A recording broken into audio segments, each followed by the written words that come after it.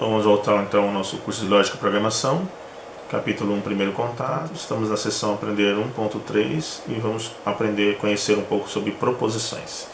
Vamos então ao ambiente virtual de estudos. Estamos aqui em proposições. Então, proposições é todo o conjunto de palavras ou símbolos que exprimem o pensamento no sentido completo. Então nós estamos vendo palavras, mas daqui a pouco nós vamos substituir essas palavras por símbolos. Lembra? Letras gregas minúsculas, alfa, beta, gama. E eles têm que exprimir sempre um sentido completo. Isso não importa se é verdadeiro ou falso. Ok? Então no exemplo 1.1, as proposições exprimem uma descrição da realidade e que pode assumir valores falsos ou verdadeiros. Ok? Vamos ver o 2. Em se tratando da lógica de forma natural, então através das proposições é atingido um objetivo e obtém-se uma conclusão. Então agora nós vamos ter proposições e essa proposição vai estar ligada a uma conclusão. Então vamos lá. Sei que o livro está no armário. Sei que o armário está fechado. Então a conclusão é, logo, é necessário abrir o armário para pegar o livro. Percebe que isso é uma verdade, pode ser uma verdade. Vamos imaginar que seja uma verdade, uma afirmação verdadeira, uma afirmação verdadeira e uma conclusão verdadeira. Mas eu poderia colocar, logo, é necessário encontrar o armário. Também é verdadeiro. Logo, o armário não existe. Uma conclusão falsa, mas ainda estamos trabalhando com uma proposição que exprima um sentido completo da frase. Existe uma conclusão, só que ela é falsa, não importa se ela é verdadeira ou não. Poderia colocar, sei que o livro está no armário, sei que o armário não existe, logo é preciso encontrar o armário. Viu que interessante? Então vamos lá. Sei que sou mais velho que João. Sei que João é mais velho que José, então concluo que eu sou mais velho que José. Faz sentido, né? Então, uma afirmação verdadeira, verdadeira e verdadeira. Mas poderia dizer aqui, então concluo que sou mais novo que José. Percebe que quando as proposições elas fazem sentido, de uma forma cognitiva, o nosso próprio pensamento, nosso próprio pensar, ele exige que a conclusão faça sentido aos dois argumentos. Olha que interessante. Quando você coloca uma coisa que não faz sentido, de uma forma, um alerta cognitivo já nos alerta e fala assim, opa, questione isso. Então, por exemplo, sei que sou mais velho que João, sei que sou mais velho que José, então concluo que sou mais velho que Carlos. Opa, cognitivamente o alerta, opa, Carlos? Quem é Carlos? Então já tem uma pergunta. Quem é Carlos? Carlos não foi citado. Então, quer dizer, nós já exigimos isso automaticamente. Claro que essa conclusão, às vezes, ela não é tão óbvia. Os políticos fazem muito bem isso, né? Se colocam vários argumentos, uma conclusão que às vezes não tem nada a ver com aquele argumento ou tem a ver com apenas um deles, mas quando os argumentos são bem colocados e a conclusão ela é bem colocada, você vai ver que na lógica faz sentido para nós podemos criar até uma empatia por essa pessoa. Tá? Vamos ver mais para frente em detalhes isso. Claro que eles fazem isso de uma forma, né, eles não sabem que estão fazendo isso, né? Eles não têm esse conhecimento da lógica, mas eles fazem de uma forma tão natural, né, que acaba nos convencendo. Então, como definição, as proposições elas vão ser representadas pelo alfabeto grego, letras minúsculas, e as proposições simples, né? Quando há apenas uma proposição, só um alfa ou somente uma frase, ela é considerada uma proposição simples. Ou átomos, que combinam com outras ou são modificadas por alguns operadores ou conectivos. Nós vamos ver quais são os conectivos mais para baixo. Quando você faz a combinação de mais de uma proposição, eles geram novas sentenças e aí eles passam a ser proposições compostas ou moléculas. Então vamos entender um pouco dos conectivos aqui. Lembra da negação? então corresponde ao não. Chapeuzinho corresponde ao e. O Vzinho corresponde ao ou. O Vzinho com tracinho é o ou exclusivo. A setinha para a direita é o então ou implica. E a setinha para a esquerda e para a direita corresponde se e somente se. Bom, a construção de proposições compostas é a parte de uma proposição ter a construção de outras proposições, que são correspondentes ou não à sua negação. Então podemos dizer, ó, conjunção. Quando você fala conjunção, nós falamos assim: estou unindo duas coisas, certo? E para que seja verdade, essas duas coisas têm que estar de acordo. Se elas não estiverem de acordo, ela não vai ser verdade, ela vai ser falsa, tá? Então isso é uma conjunção. Se eu tenho uma proposição aqui, uma frase alfa e beta, então lê-se alfa e beta. Então se as duas são verdades, então o resultado também tem que ser verdadeiro, que é isso aqui: eu sou mais velho que João, João é mais velho que José, então o resultado é que eu sou mais velho que José. É verdadeiro.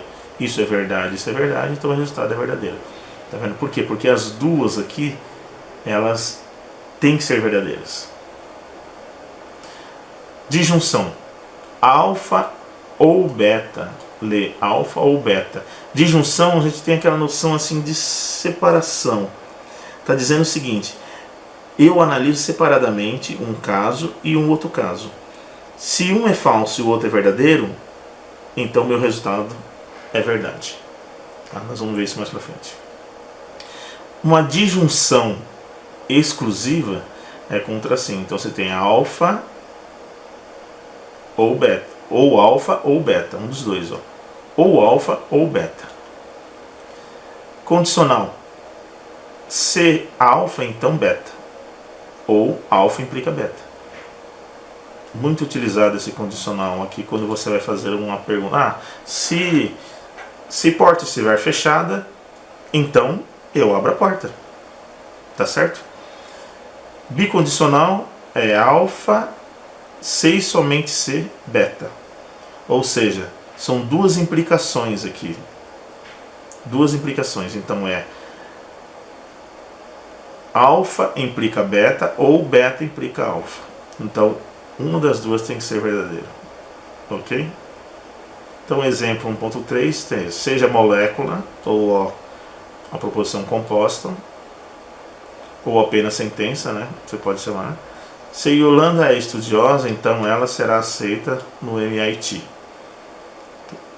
No MIT, então vamos lá. Sejam as proposições alfa: Yolanda é estudiosa, e beta: ela será aceita no MIT. Então, utilizando as representações dos conectivos, a sentença terá a seguinte forma: alfa implica beta. Lê-se: se alfa, então beta, ou alfa implica beta. Então, ou seja, se Yolanda é estudiosa, então implica que ela estudará no MIT. Vamos agora então para nosso próxima sessão. Vamos ver tudo isso agora em tabelas. Como que ficaria isso nas tabelas verdades?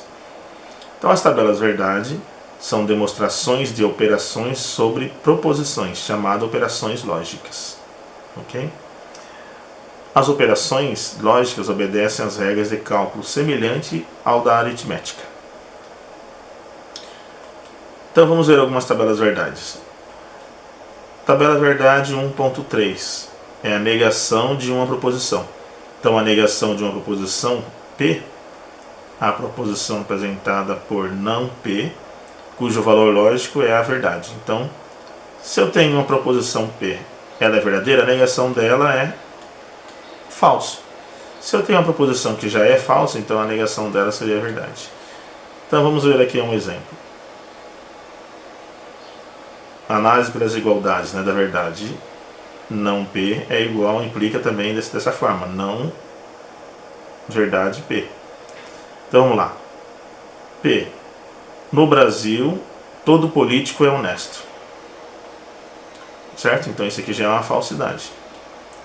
E o não P é: no Brasil, nem todo político é honesto.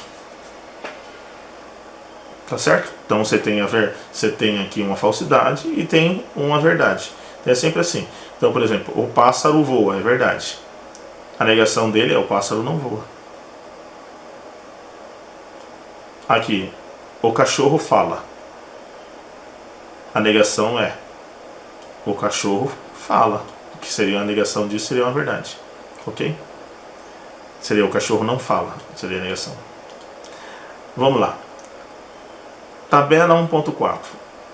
Tem-se a seguinte leitura: a conjunção, conjunção, sentido de juntar, de duas proposições P e Q, cujo valor lógico é verdade, quando a proposição P e Q são ambas verdadeiras. E nos demais casos você será falsa. Como que fica isso? Se eu tenho uma verdade, P é verdade e a proposição Q também é verdade, então o resultado sempre vai ser verdade. Lembra que eu falei? Agora, se você tem uma falsidade em uma das duas proposições, verdade e falsidade na Q, então é falso. Falsidade na P e verdade na Q, então é falso. E se é uma falsidade com E ou outra falsidade, então nós temos duas proposições falsas que também resultam em falsidade. Vamos ver como que isso fica. Análise pelas igualdades. Então, verdade P e Q pode ser substituído por verdade P e verdade Q. Então, P, no Brasil, nem todo político é honesto. Verdade, nem todo político é honesto. E Q, 2 é menor que 5. Verdade também. Então, verdade, eu tenho P e Q, verdade e verdade, então eu tenho verdade e verdade é igual a verdade. No Brasil, desperdiça muita água potável, verdade. E que 2 é maior que 5, falso. Então a verdade aqui é P e Q, verdade de P e verdade de Q, verdade e falsidade é igual a falso. Todo político é honesto, falso. E que a proposição Q diz: é um número, 7 é um número primo, verdade. Então, novamente aqui tem a fórmula, então falso e verdade é falso. Todo corrupto é político, falso. Que a lógica é matemática, falso. Então, falso e falso é igual a falso. Que é exatamente isso que nós estamos fazendo. Lembra? De duas proposições usando o conectivo, nós temos uma terceira, que é isso aqui, usando o conectivo, nós temos uma terceira proposição. Tá certo? É exatamente isso que está acontecendo, que são essas respostas que nós temos aqui. Bom, vamos continuar os nossos estudos na próxima aula.